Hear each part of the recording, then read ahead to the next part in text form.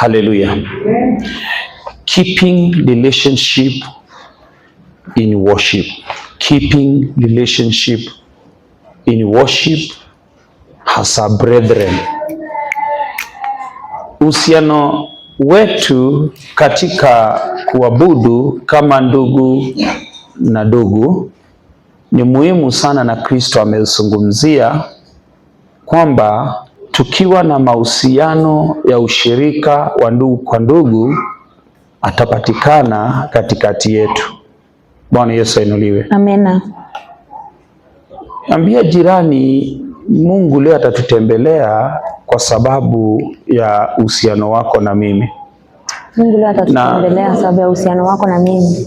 Ni vyema ufahamu umuhimu wa huyo ndugu unamuona karibu na wewe, na huyo dada unamuona karibu na wewe. Ni kifungua mlango, ni mtu maarufu sana katika maisha yako ya kiroho, sababu Kristo alitembea wakati mlikuwa pamoja, na Kristo anaahidi kwamba mkiendelea kuwa na ushirika ataendelea kutembea. Na unajua, unaweza enda ukae mahali peke yako na usikie ni kama ibada yako inaenda vizuri kuliko ya ushirika, lakini nataka kukufundisha kuhusu ibada ya ushirika. Ibada ya ushirika huwa inaleta Mungu, inamleta Kristo, anakaa na sisi, na ni vyema kukubali kuwa na ushirika pamoja kama wapendwa, sababu hiyo pia inaleta challenges. Wakati naona Beni anatumika hivyo nasikia vizuri, na pia mimi nasikia kuinua imani yangu. Nikiona Godfrey nasikia kuinua imani yangu, nikiona somebody anaweza kuchochea pia na wewe kutenda mema katika Mungu. Bwana Yesu ainuliwe. Amina. Katika kitabu cha Mathayo tusomewe 18, hiyo mlango wa 18 tusomewe 19 na 20. Mathayo mlango wa 18 kutoka 19 na 20. Tena nawaambia ya kwamba wawili wenu watakapopatana duniani katika jambo lolote watakaloliomba watafanyiwa na Baba yangu aliye mbinguni. Kwa kuwa walipo wawili watatu wamekusanyika kwa jina langu, nami nipo papo hapo katikati yao. Jina la Bwana liinuliwe. Napenda vile Biblia inaanza, tena nawaambia. Huyu ni Yesu. Tena nawaambia ya kwamba wawili wenu watakapopatana duniani katika jambo lolote watakaloliomba watafanyiwa na Baba yangu aliye mbinguni. Hii ni kuondoa hofu katika maombi ya ushirika. Bwana Yesu ainuliwe. Kristo aliondoa hofu katika maombi ya mahusiano, na ni vyema ujue maombi ya mahusiano ni muhimu sana kuliko maombi ya mtu peke yake. Na simaanishi kwamba maombi ya mtu peke yake si muhimu, pia maombi ya mtu peke yake ni muhimu, lakini maombi ya mahusiano ni mazuri. Na leo tuko hapa tumekongamana kama kanisa na tunaenda kuwa na maombi ya ushirika kwa sababu tuna mahusiano mazuri. Bwana Yesu ainuliwe. Na kwa hivyo ni vizuri sana kama jambo hilo ambalo tumefanya baada ya maombi, watu wamekula pamoja. Si kama unajua kukula huleta mahusiano. Bwana Yesu ainuliwe. Kushare huleta mahusiano. Na kama kuna mtu amekwasika huko kwa chai, ni vyema aombe tu moyo wake ujawe na amani, asikubali kufurukika kwa sababu ya chai. Lakini umuhimu mkubwa wa kula pamoja ni kutunza mahusiano na ushirika. Jina bali inuliwe. Kutunza mahusiano na ushirika. Na ni muhimu sana upate kufahamu kwamba mahusiano na ushirika utunzwa na watu wawili walio na agano. Bwana Yesu ainuliwe. Na kusemeshana ni kitu muhimu sana. Kusemeshana pale kwa nyumba, kusemeshana kwa hiyo kazi mnafanya pamoja, kusemeshana katika ile jambo ambalo mnataka kulipeleka mbele za Bwana, ile kuleta one thought katika hiyo jambo. Kristo anapenda, na hapa ile kitu ambacho Kristo anatuonesha tuepukane nayo ni ubinafsi. Ubinafsi ni kitu ambacho Kristo hajakiencourage pahali popote katika mafundisho yake, na ushirika ni kitu ambacho Kristo anakiencourage. Love ni kitu ambacho Kristo ana encourage, kupendana, kushirikiana. Jina la Bwana liinuliwe. Na leo anazungumzia kuhusu kupatana kwa watu wawili, na unaweza ukapuuza yule mko na yeye, ukose kupatana naye kwa sababu ya hiyo ombi unaenda kuomba. Kwa mfano sasa nikipeana mfano niseme Susan David wakiwa na Farley kwa nyumba, sasa zingine aangalia one Farley ni mtoto, na kwa hivyo akose kumuhusisha katika mapatano ya kwamba tunatakiwa tuombe. Bwana Yesu ainuliwe. In fact inawezekana hata mtaomba maombi marefu, lakini ile upatano, ile ushirika wa tuelewano kwamba tuombe hivi, kwa sababu hiyo mapatano itachangia Kristo kutenda kwa haraka, sababu anataka kuhimiza kwamba umuhimu wa mahusiano ni Mungu. Bwana Yesu ainuliwe. Umuhimu wa mahusiano ni kitu ambacho kinaangaliwa sana katika ufalme wa Mungu. Na tukiangalia kitabu cha Genesis chapter 1, pale anasema wacheni tumuumbe. Nashangaa Mungu na uwezo wake wote na nguvu zake zote, tuangalia hapo kadri na mamlaka yake yote, mbona hajasema wacha ni muombe? Na hii jambo inatuchallenge, sababu tuna mambo mengi sana tunafanya, alafu tunayafanya kwa nia ya ubinafsi. Nataka kumjengea, nataka kujijengea, lakini huyu ni Mungu mwenye vitu vyote, lakini anaondoa ubinafsi. Anasema wacheni tuumbe, tumfanye mtu kwa mfano wetu. Nashangaa mbona Mungu asemi wacha ni muumbe nimfanye mtu kwa mfano wangu. Tena tuna challenge nyingine. Kwanza tuangaliliwe hiyo ya Genesis. Mwanzo mlango wa kwanza mstari wa 26.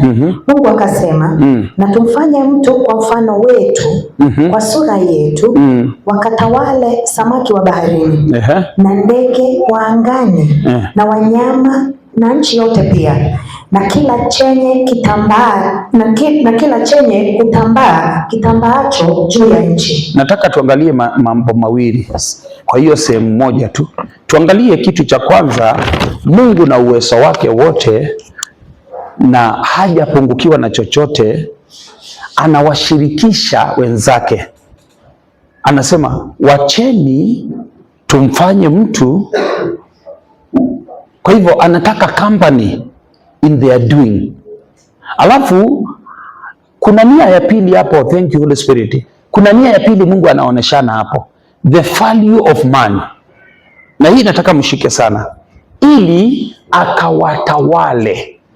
Na Mungu asemi mwanadamu atawale kitu kimoja, awatawale ndege wa angani, samaki wa baharini. Angalia pronunciation ya wingi. Mungu anasema samaki. Kwa hivyo ina maana atawale wote, atawale ndege wote, atawale wanyama wote. Yaani Mungu anampa mwanadamu kasi ya umiliki wa namba kubwa.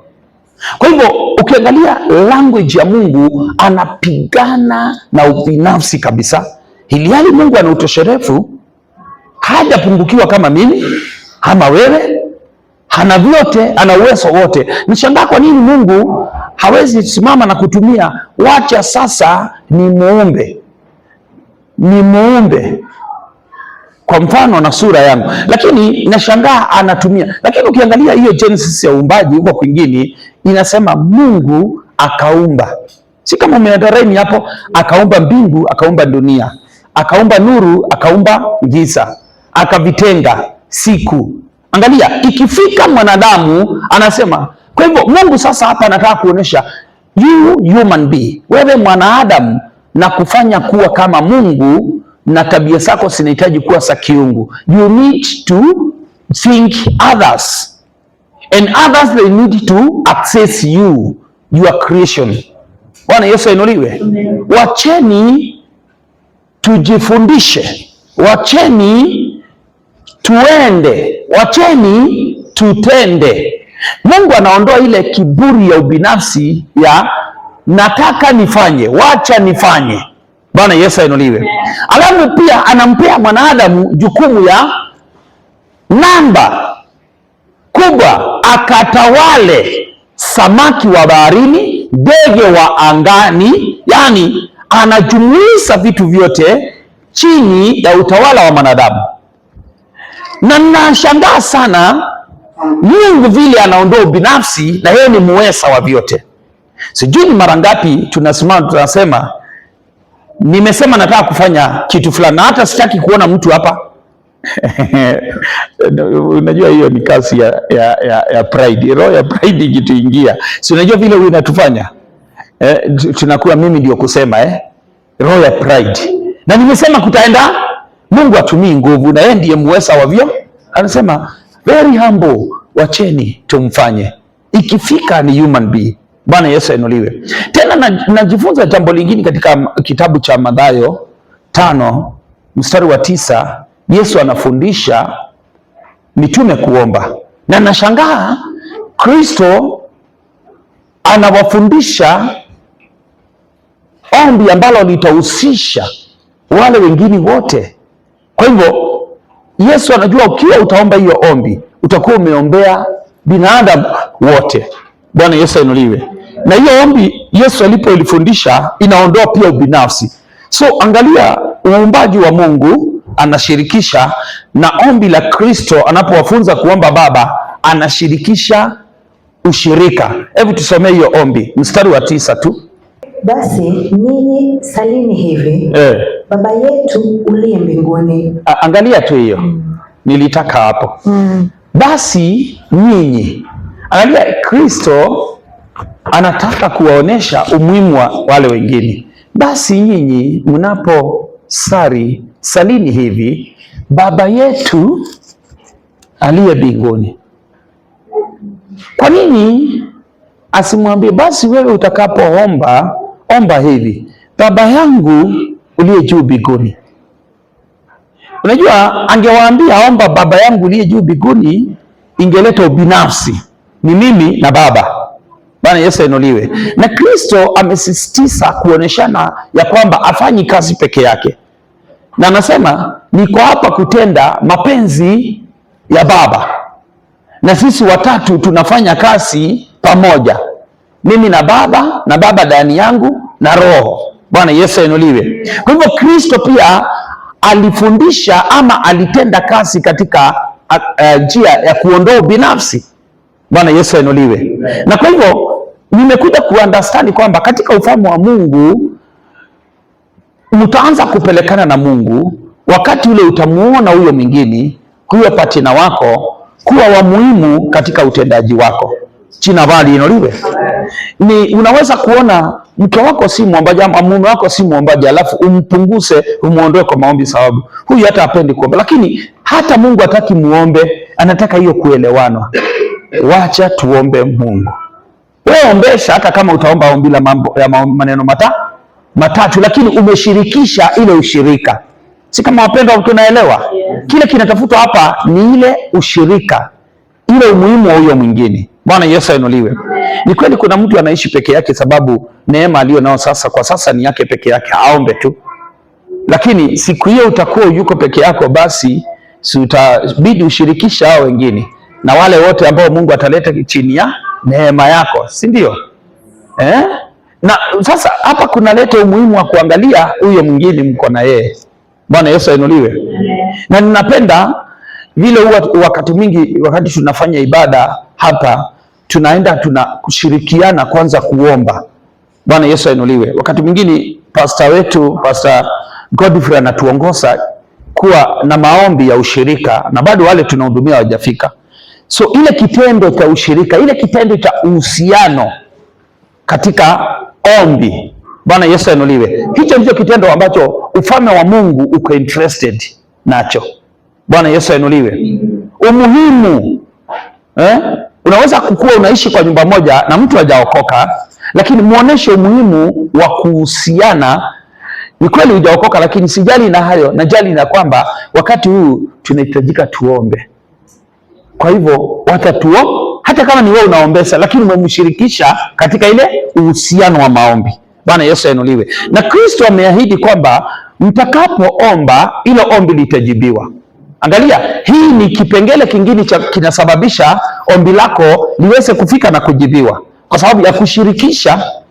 Inawezekana kwamba uko na katoto kadogo hata nikakunyonya, lakini naweza kukatumia kuambia mama, wacha tuombe. Baba, wacha ni kweli yeye aombi, lakini tunaomba kwa ushirika. Kwa nini? Tunafungulisha kipengele cha ombi letu kufika na kujibiwa. Sababu Kristo ameahidi wawili watakapopatana na kuanza kuomba kwa ushirika. Bwana Yesu ainuliwe. Nami nitaingilia. Bwana Yesu ainuliwe. Nitaingilia. Angalia, mapatano ni kitu muhimu sana katika ufalme wa Mungu. Mapatano. Jina la Bwana liinuliwe.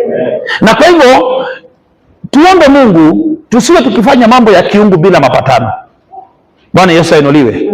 Lakini tuwe na mapatano katika ile jambo ambalo tunaenda kulifanya katika kiungu, sababu ikiwa tutakuwa na mapatano, Mungu atahusika sana ndani yetu.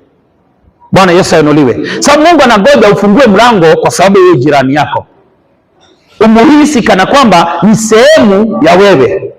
Kwa hivyo katika nguvu zote za kiungu anatafuta tuwe kitu kimoja. Anatafuta jinsi tutakaposhirikiana, anatafuta jinsi tutakavyopanga kwa pamoja, anatafuta jinsi tutakavyokuwa na mpango mmoja. Si kama unaelewa kwamba watu wawili wakiishi pamoja lakini wawe hawapangi mambo pamoja, huwa kuna vitina na furugo kuna watu hawaelewi sababu bado hawajafika hapa, lakini utakuja kujua kwamba kuna umuhimu wa watu wakiishi wawili kupanga vitu kwa pamoja na kufanya vitu kwa maelewano. Bwana Yesu ainuliwe. Kuna wale wanalielewa kabisa ninapolisema, lakini kuna wale bado hawajalielewa, lakini wakati wao kulielewa itafika. Jina Bwana liinuliwe. Umuhimu wa kuwa kitu kimoja kwa jambo lile mnalofanya pale kwa nyumba, sio kurukia tu kama makanga. Unajua makanga, gari inakuja inasimama, hata hajaitwa anarukia tu mlango na anaanza kugonga akisema Nairobi, na hata gari haijafunguliwa mlango, na hata kondakta wa hiyo gari hajashuka aseme kana kwamba anasimama kubeba ama amesimama kufanya nini. Lakini kuna makanga wanakaanga stage, wanarukia tu kurukia na wanafanya tu vitu vya kwao. Bwana Yesu ainuliwe. Kuna mahusiano ni muhimu sana. Mungu atusaidie sana tusiwe na roho ya umakanga katika mahusiano, lakini tuwe na mipango na kushirikisha wenzetu na kuwa na mahusiano mazuri. Bwana Yesu ainuliwe. Sababu Mungu anapenda mipango ya pamoja na Mungu anapenda mahusiano mazuri. Ndiyo, tusiwe na roho ya umakanga. Bwana Yesu ainuliwe. Na wale wanafanya kazi kwa ofisi moja wapatane kwamba tunaenda kufanya hivi na hivi, Jumapili ijao tutapanga hivi, na tutakapotangaza tutatangaza hivi na hivi. Kwa hivyo kasi yao na ushirika, Mungu atakuwa ndani. Na kweli kabisa hicho kitu atakifanya na ushirika kitafanikiwa. Si kama unajua hata katika ndoa kuna mambo mengi sana yanaanguka wakati mtu anafanya peke yake. Mimi ndio kusema. Si Mungu atuokoe kwa haya. Lakini wakati ule tumekaa chini tukasema wote tufanye hivi. Na jaribu kuangalia jinsi ya hukumu ya mwisho vile itakavyokuwa. Na jinsi wanadamu wanafanya mambo mengi na kiburi kwa sababu ya uweza. Lakini Mungu, with all you have God, kwa uweza wote uko nayo, anasema wacheni tumfanye mtu, tumuumbe mtu kwa sura yetu, na kwa vile tunajaribu kuangalia Mungu. Unajua Mungu ndiye chanzo cha sura. Unaona? Mungu ndiye chanzo cha sura, ndiye chanzo cha uweza, na kama kunao wako na yeye amewafanya yeye mwenyewe. Najaribu kukuleta kwa hiyo mawazo ya kuona vile Mungu anajiondoa ubinafsi. Ninajua kuna mtu anangojea afike mahali fulani na sasa aseme mimi ndio kusema. Unajua tunaishi katika jamii ambao ina watu wanatudhurumu sababu ya ubinafsi. Nimesema kwende vile nimesema. Lakini najaribu kuangalia hata kampuni ambayo director anakalisha chini ya HR, supervisors, managers, anawaambia mnaona tufanye nini kuhusu kipengele fulani cha kampuni. Nafikiri hiyo kampuni inaweza endelea sana. Bwana Yesu ainuliwe. Na nafikiri kuna umuhimu wa kuhusiana na yule mko na yeye ili mfanye kwa pamoja. Na nafikiri ni vita ya kujipiga wakati wewe unaamua na kufanya kitu kwa peke yako. Nafikiri hapo hakuna Mungu. Sababu ikiwa Mungu with all power her own, yani Mungu na uwezo wote huu, Mungu na vitu vyote, hata hao wanaambia ni wale wamewafanya yeye mwenyewe, alafu anawaambia, anawashirikisha, wacheni tumfanye. Yani kama na wa request, njooni tumfanye. Na anarudi anawaonesha umuhimu wa kumfanya ili yule mtu aende atawale samaki na ndege na yani, nashangaa uwezo wote wa Mungu na nguvu zote, mbona asiendelee kuumba na asiumbe mtu kwa uwezo wale ule aliutumia kuumba dunia? Mbona anawashirikisha? Si Mungu nisaidie niwe nikiwashirikisha. Si Mungu nisaidie tu nifungue mlango kwa sababu hiyo partner. Si Mungu nisaidie tu ninyenyekee ili na mimi nisijione kana kwamba nimepita kwa yote. Imagine nakuhitaji pamoja na udhaifu wako. Imagine unanihitaji pamoja na udhaifu wangu. Imagine ni vyema nifungue mlango kwako ili upate nafasi kwa hicho naenda kufanya. Ni vyema ufungue mlango ili nipate nafasi kwa hicho unachofanya. Imagine I don't know whether you are aware. Sielewi kama kwamba unaufahamu kwamba mambo ya kufanya mtu peke yake ishaanguka. Nilienda kuombea familia fulani ambapo mzee alitoka akanunua ploti Thika na akaenda akaanza kujenga hata bila kuambia familia, na walipitia hali ngumu sana wakati ambapo huyo mzee anajenga nyumba, sababu walianza kuona kuna mambo yanapunguka kwa nyumba hayatendeki. Lakini ile nyumba ikuisha, zile hera za mzee ziliisha kabla hiyo nyumba haijaisha, na akaanza kuwa na stress sana, na katika ile stress akaanza kufuruga familia sana. Na kwa hivyo siku moja mama akanikaribisha pale niwaongeleshe na tuombe pamoja kama familia. Na wakati nilienda pale na nikakuwa introduced the pastor, mzee aliweza kunyenyekea sana. Akaona hii ni fursa yangu ya kutoa siri nao niangamiza. Akaniambia, pastor, hawa watu wangu wanielewi. Kamweleza mbona wakosa ukuelewa. Akaniambia, unajua nimekuwa nikijenga. Wote sasa wakapay attention. Wapi baba umekuwa ukijenga? Sasa akatoa siri ile. Kumbe sasa hata walilia kwa nyumba, sababu alisema, mbona baba unakubali kuumia peke yako? Mbona huku tuambia kwamba ulikuwa ukijenga? Bwana Yesu ainuliwe. So wakasikia kulia na wakasikia baba wao anawapenda na wakasikia, lakini tayari ameshaumia. Bwana Yesu ainuliwe. Na hapo ndipo mama alisema kabisa, mimi pale kwetu Kasini naweza kuchukua loan. Na kweli akachukua loan na ile nyumba ikamalizika na wakahama, na nikaenda nikaibarikisha. Lakini mzee alikufa peke yake pale mwanzo, hakuona kama mama na msaada.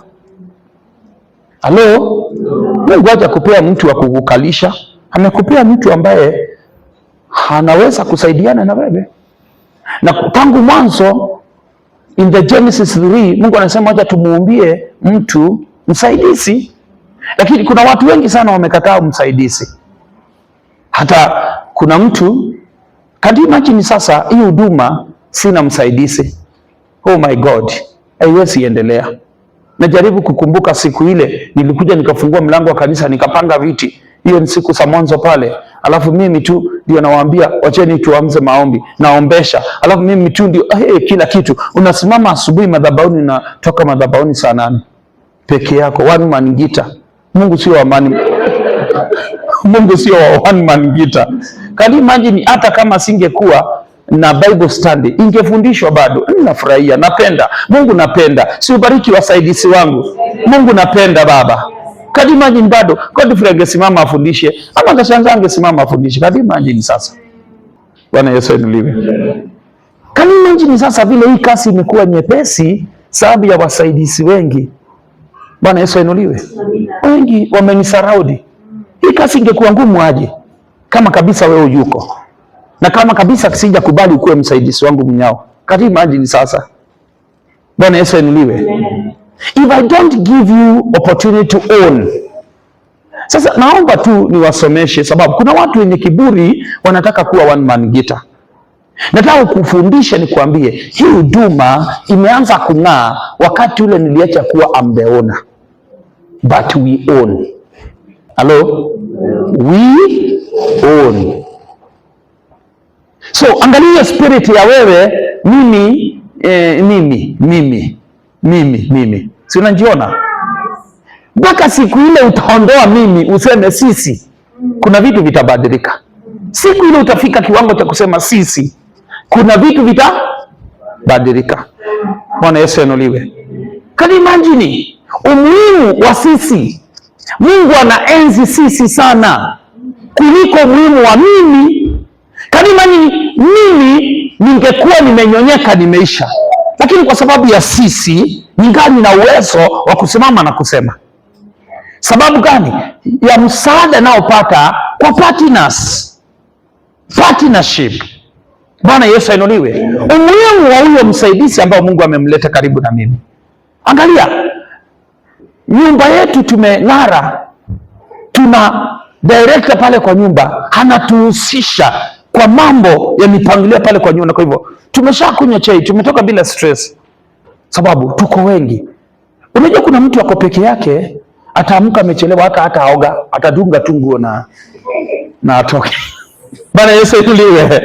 Mithali 18.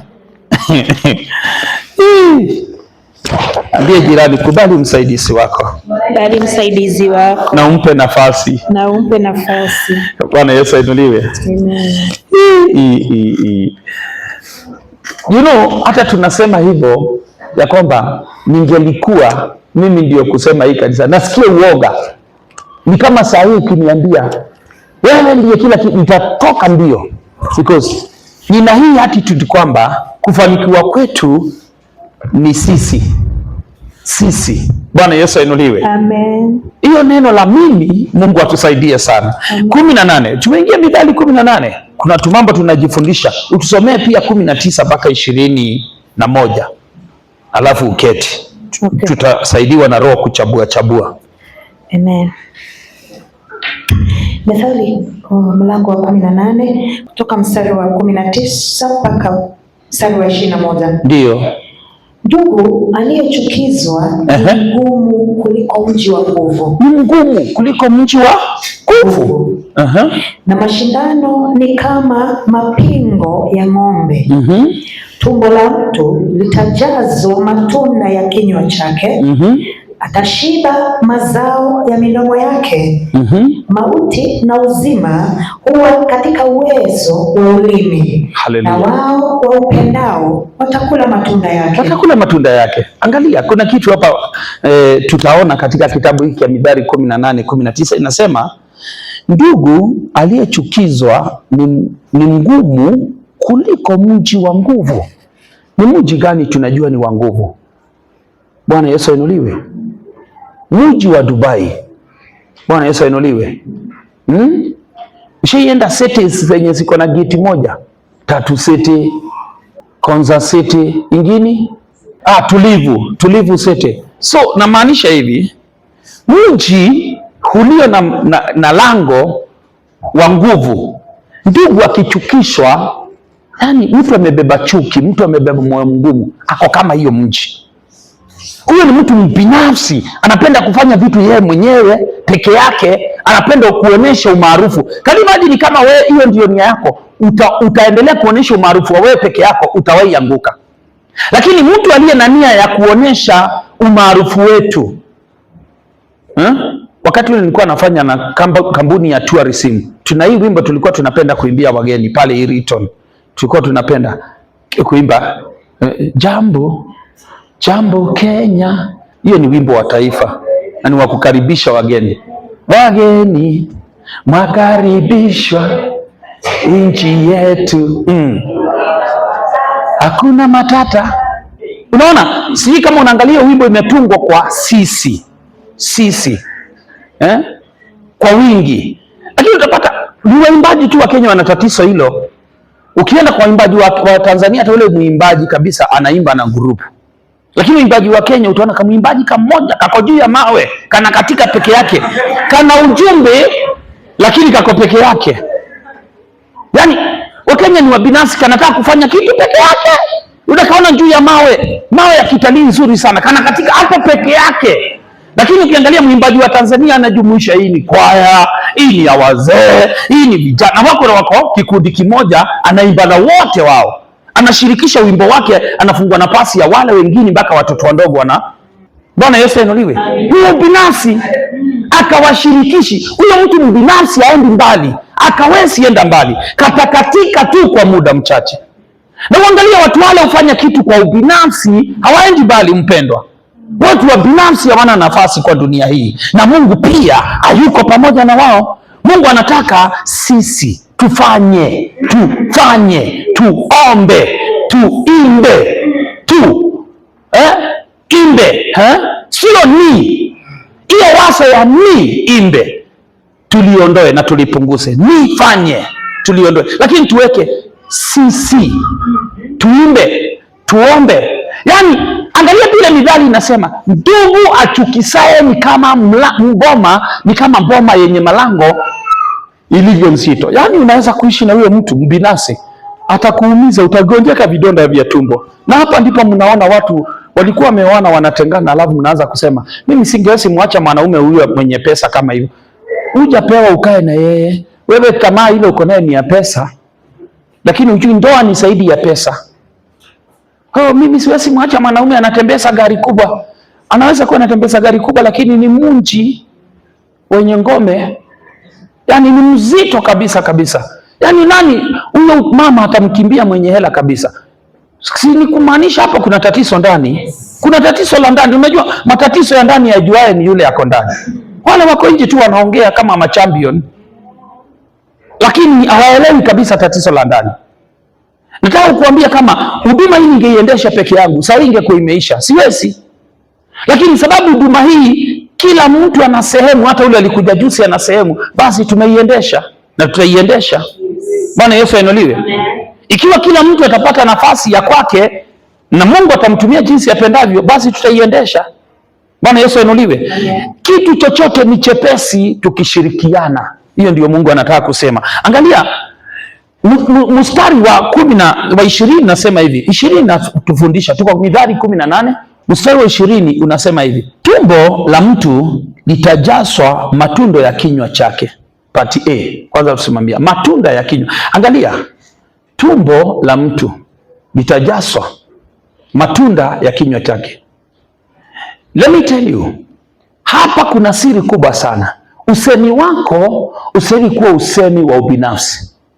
Kwa nini? Wewe mwenyewe ujiwezi, unanihitaji, unahitaji huyo mwingine. Jina la Bwana liinuliwe. Usemi wako unastahili kuwa unafungua ukurasa kwa mimi na huyo mwingine, ili sisi wote tunapokusingira upate kushiba.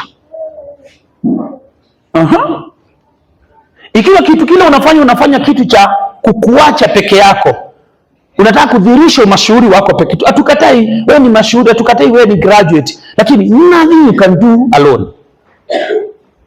Hatukatai una kipawa, unaweza kuona hata kila mtu alikula jana kwa tumbo yake, ni sawa. Hatuna shida na unabii wako, hatuna shida na kipawa chako, hatuna shida na uimbaji wako, lakini hicho kitu ulipewa hawezi kukitunza peke yako. Tunahitaji kusaidia kukutunza. Bwana Yesu ainuliwe. Mtu atajaza tumbo kwa maneno ya ulimi wake.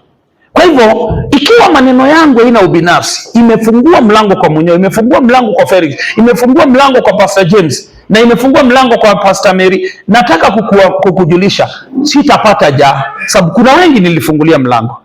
Jina bali inuliwe. Mungu anatufundisha kuondosha ubinafsi katika mazingira yetu na katika kutenda kwetu.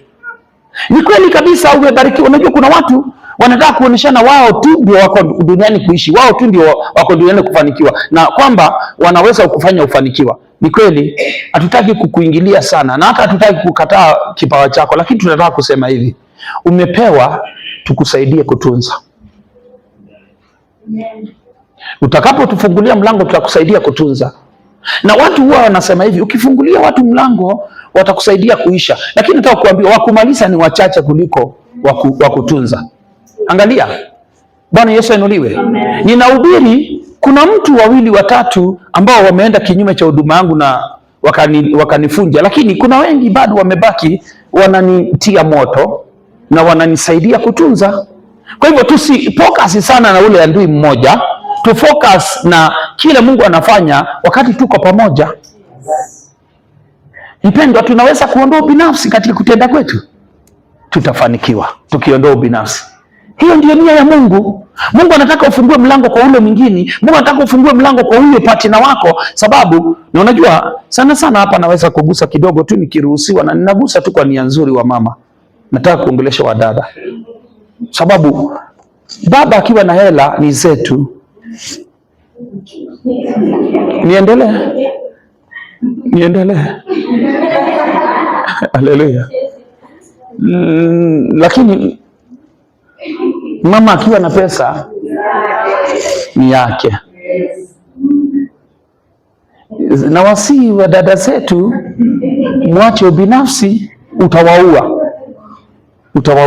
Sasa unapata wamama wengi wafanikiwi kama vile namba kubwa ya wanaume inafanikiwa, na wamama wengi wako na nafasi kubwa ya kufanikiwa. Yaani nasema kwa Kisungu, wana opportunities, wana nafasi za kufanikiwa, lakini wafanikiwi sababu wamama wengi ni wabinafsi. Lakini wanaume wanaweza kufanikiwa mahali popote, sababu ya wanaume ni yetu. Bwana Yesu ainuliwe. So pesa ya mwanaume ni yetu. Naongea pale kwa familia, lakini pesa ya Mungu anataka tuondoe ubinafsi. Mungu anataka tuondoe ubinafsi. Nafikiria naweza kuonekana kama nimepotea njia wakati nitasema, wewe mama pia uko na mshahara, mwambie mzee wako mwezi moja, usilipe nyumba mwezi huu, acha nilipe nyumba.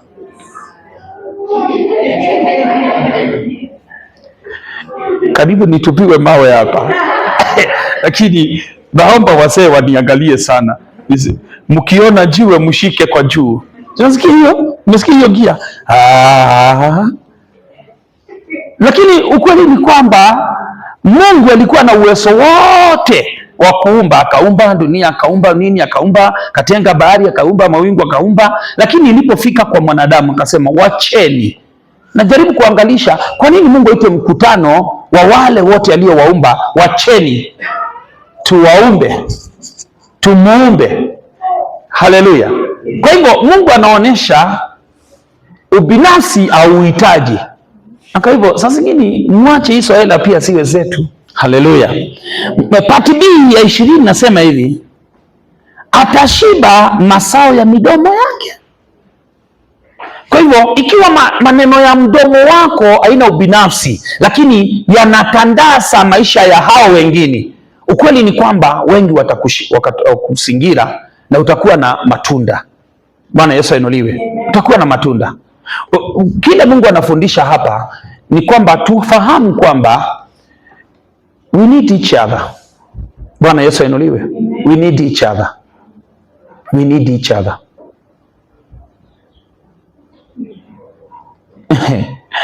What is blessing? What is blessing? You know, we describe blessing in a different way.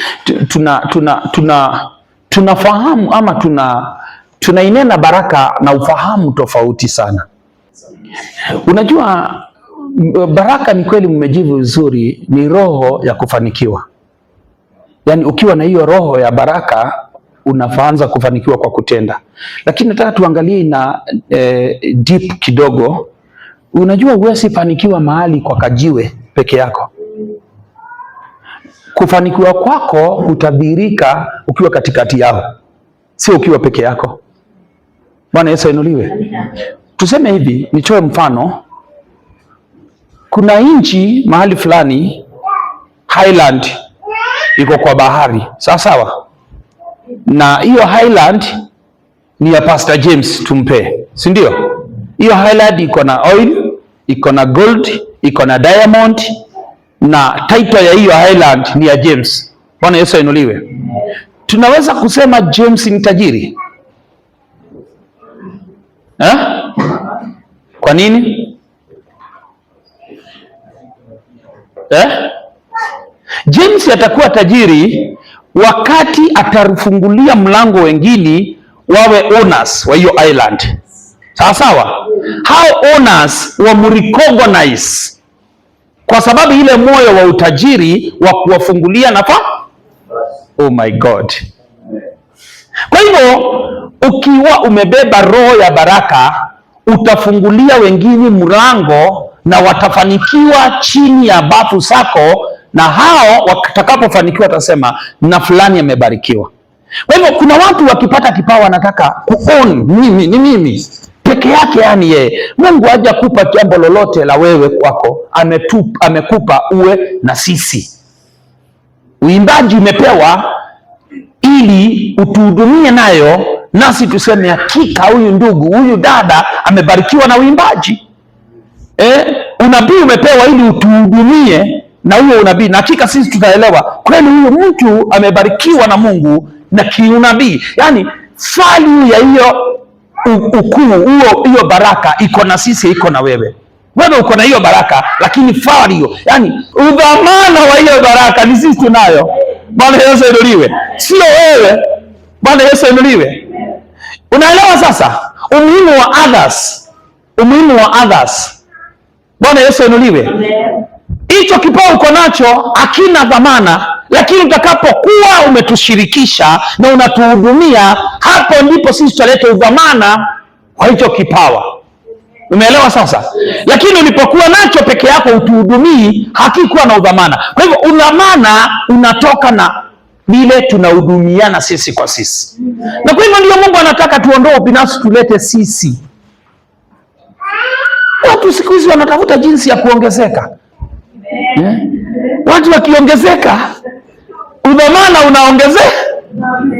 Haleluya. Wale Yesu inuliwe. Hata wewe umetoka kwa nyumba na uko peke yako, wewe ndio umefunga kufuli na utaenda kufungua kufuli na kutabiria Mungu akuongeze.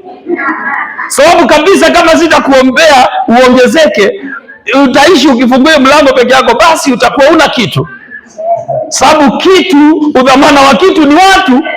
Bwana Yesu inuliwe. Udhamana wao uweze kusemwa. Hutaweza kusemwa wakiwa peke yao. Bwana Yesu inuliwe. Mtu atayakula na kusipisha tumbo yake kwa matunda ya ulimi wake. Kwa nani? Ulimi wako kwa nani? Kwa watu wale uko nao. Bariki watu ulio nao. Nena mambo mema. Bwana Yesu inuliwe. Sababu kabisa utajiri wako uko kwa hao watu. Udhamana wako uko kwa hao watu. Bwana Yesu inuliwe. Bwana Mungu asidi kuturehemu na kutuangazia. Mstari wa 21 unasema nini?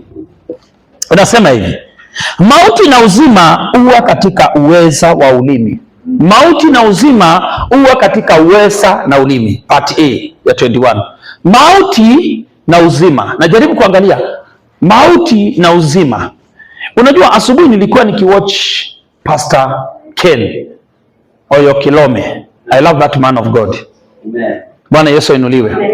Na alikuwa akiongea asubuhi, anaongea umuhimu wa kuongea maneno asubuhi, speaking words at morning. Na kuna kitu kimoja amenifurahisha, amesema unasema ukiamka hivi unaenda kwa kioo wa mushi na unasema asante Mungu wa kuniumba nikiwa mrembo hivi. You appreciate yourself. Unanena, yani hayo maneno unatoa yanakufanya udhamana. Unaongea, oh my God. Kabla hujaniongelesha, enda kwanza uongee na yeye. Oh my God. Lakini kama ulienda kwa kioo ukasema, baba, hapa ungeniweka hivi, hata ukija kwangu utanidhurumu. Sababu ikiwa wewe mwenyewe unaweza kujidhurumu kwa kweli, na mimi niko wapi? Si utanidhurumu kabisa. Kuna watu udhurumu wenyewe, wanajidhurumu. Unaenda kwa kioo unasema, na kweli nimeumbwa. Unajua siku yote utajiappreciate, utatabasamu. Ukiona mtu hata anaenda kupigwa picha na itoki sababu ya vile amekujamana, anajichukia. Lakini mtu yote anajiappreciate. Smile is their deal. Bwana Yesu ainuliwe. Smile kwanza ni kipawa, na pia inaweza kutokana na jinsi unajiappreciate. If you cannot appreciate yourself, who is going to appreciate you? Go as you wake up at morning, appreciate yourself. Bwana Yesu ainuliwe. Unaambia Bwana ni asante, na kwa ukweli kabisa sasa hivi tumekaa, hakuna mtu hapa ana sababu ya kumwambia Mungu asante. Kadimaji, hakuna mtu hapa amekuja amebebwa na wheelchair. Si nyote mna miguu? Nyote mna miguu? Haya, nyote mnaweza mkanisalimia hivi? Haya, mna mikono? Nyote mna macho? Hatuna kipofu hata mmoja. Oh, nyote mna masikio? Wow, you are made perfect and the will of haki. Tumeumbwa. Wewe kadimaji, kuna watu wanasubuliwa na njaa na bado hawajaona Mungu vile amewafinyanga. Bwana Yesu ainuliwe. We are made perfect under the will of God. Appreciate yourself. Speak goods concerning your life. Sema, mimi sitakufa maskini, mimi sitaangamia, mimi nitakuwa mti mkubwa utakaowapa wengi kifuri cha kupumzika. Kuwa na maono makubwa. Fungulia wengine mlango, usiwe mbinafsi, sababu utakapofungua mlango Mungu ataonekana katika maisha yako. Jina Bwana liinuliwe. Sasa hapo ndio nimekuja kujua, kumbe ndio Biblia inasema ni katika hii midhali tu, ati mtu aliyejipatia mke akona kitu, akona zawadi nzuri. 22. Apataye mke apata kitu chema, naye ajipatia kibali kwa Bwana. Ajipatia kibali. Yaani ukipata tu mke umejipatia kibali kwa Bwana. Kwa sababu gani? Kuna mtu sasa wa kuappreciate, na wewe una mtu wa kuappreciate. Nafikiri hii jambo. Hebu angalia mstari wa 24, nimeona kitu hapo. Inasema hivi, ajifanyiaye rafiki wengi ni kwa uangamifu wake mwenyewe, lakini yuko rafiki ambatanaye na mtu kuliko ndugu. Ukweli ni kwamba hii Biblia inazungumzia marafiki unaowafanya kwa sababu ya tamaa zako, lakini iko rafiki ambatanaye na mtu kuliko ndugu. Na ukweli ni kwamba, si kama unaelewa, somebody who can open to, tuongee ukweli, si mtu wa familia yako, ni mtu wa nje. Unakuwa open, unamueleza mambo ya kwako yote. Wakati mwingine hata tunasikia tuko secure wakati tunawashare na dada zetu na ndugu zetu wa kimwili, si ndio? Lakini unaweza kuwa na rafiki ambaye unaweza kumwambia mambo yote na usikie uko secure, si ndio? Na ni muhimu ufahamu kwamba Mungu anataka uwe na nafasi ya wengine. Fungue na nafasi ya wengine, na that's why we worship together. Na ibada yetu itakuwa nzuri sana ikiwa tutaendelea kushirikiana huku tukipendana na tukionana kuwa wewe ni ndugu katika maisha yangu na mimi ni ndugu katika maisha yako. Bwana Yesu ainuliwe. Hiyo ndio kitu Mungu anaangalia sana katika kanisa. Ushirika huu na upendo, ushirika huu na umoja, ushirika huu una mapatano. Kwa hivyo tunapoenda kukifanya, tunazungumza, tunaenda kukifanya kwa pamoja. Si kama ushaikaa chini ya mtu ambaye anafanya vitu, wewe ni kuelekezwa, fanya hivi, fanya hivi, fanya hivi, hata uambiwi tunafanya. Lakini utakuwa mshangao mkubwa ukienda kwa mtu mwingine ambaye anawaketisha chini, anamwambia sasa tunataka tuanze kufanya kitu fulani. Na si kama unajua, tumelelewa katika background tofauti. Kuna wasasi walikuwa wakifanya family meeting na watoto wake na anawaeleza vile watafanya, lakini kuna msasi alikuwa akiamka asubuhi, sema fulani amka, chukua jembe, chukua nini, chukua, fanya hivi wewe, fanya hivi wewe, yani komanda tu. Lakini kuna msasi aliwatayarisha jana usiku, kesho tutaanza kupanda na tutataka hivi Beni na Gashanja tukatie mashimo, naye Kadri na Wamushi waweke mbegu, naye Wadati na Munyao waende wakiangalia kama hizo mbegu zimefunikwa wafunike. Unaona sasa? Kazi hiyo ina ushirika na ina mahusiano na kuna mpango. Lakini sasa angalia, kuna mboma nyingine msasi ameamuka. Mmekunywa chai? Chukua jembe wewe. Wewe chukua kijiko. Aya, kata mashimo ukienda hivi. So hata ukikatakata ukifika pale unajua ushapoteza laini kwa sababu hujamakiwa. Unafanya vitu hivi kama wewe ni mwenda wazimu, angalia laini. Si kama ushaikaa chini ya mtu kama huyo. Anakupigia kelele na kukuelekeza utaifanya kwa njia gani. Lakini unaenda unapata familia kingine kakosmati hata laini hizo zimemakiwa na usi. Kwa hivyo na ulipangwa jana usiku, ulilala ukiwa unajua kesho mimi nitakata mashi na Beni atapanda. Unaona? Dorin naye atafunika mashi. Yaani ilikuwa imepangwa, kulikuwa na mwelekeo. Kwa hivyo hata ukiangalia hiyo laini iko, sababu naye mwenye kutupanga alipanga hiyo laini. Alisema Catherine na Mary waweke kamba, washike kamba mwisho ule na mwisho. Unaona? Ushirika hiyo kitu, hata ile mbegu itapandwa hapo itasaa. Kwa sababu ilipandwa na ushirika na mahusiano. Lakini kuna familia kabisa iko pamoja lakini ina mahusiano. So baba wa hiyo familia ama mama wa hiyo familia ni dictator. Yeye anafanya tu vitu. Zii kama mwelelewa mahali huko? Yes. Unaamshwa tu. Wewe osha vyombo. Wewe ndio ukakate nyasi. Wewe ndio, yani hakukuwa mpango, mmestukiwa. Na wewe sasa utagrow ukiwa mtu una mpango. Wewe ni mtu wa kustukia watu. Na hapa kanisa tunapokuja, ni vyema tuelewe tumetoka katika different outers. We are totally different. Na hatuja kuja hapa kuunganika kubadilishana. Lakini tukiwa tutapendana, Kristo atatubadilisha. Wale hawakuwa na program wataanza kuwa na program. Wale hawakuwa wana mpango wataanza kuwa na mpango. Because Kristo ametukutanisha pamoja ili atupange. Sababu mkiangalia Pastor Peter hana mpango, hata huyu nasema napenda vile Pastor Peter huyu anafanya. Si kama kuna kitu umeweka kitu kwa nyumba yako ukikiona uso unakuja enda utupe. Kama kuna nguo ukiingia kwa wardrobe wako ukiiona mood inaisha, enda upeane hiyo nguo ama uichome. Jaribu kuishi na vitu ambazo zitafanya usmile. Lakini vizuri uwe na kitu ambacho unakifurahia, ukikiona unakifurahia na una smile. Uwe na nguo una smile. Uwe na kiatu ambacho ukivaa unakismile. Bwana Yesu ainuliwe. Sababu kama kuna kitu kwako ambacho ukikiona uso wako unakujamana, ukiendelea kukiweka hapo utaseeka mapema. Ama utaseeka kwa haraka sana. Bwana Yesu ainuliwe. Tujaribu kujiundia maisha mazuri. Bariki maisha yako, singira maisha yako na wema.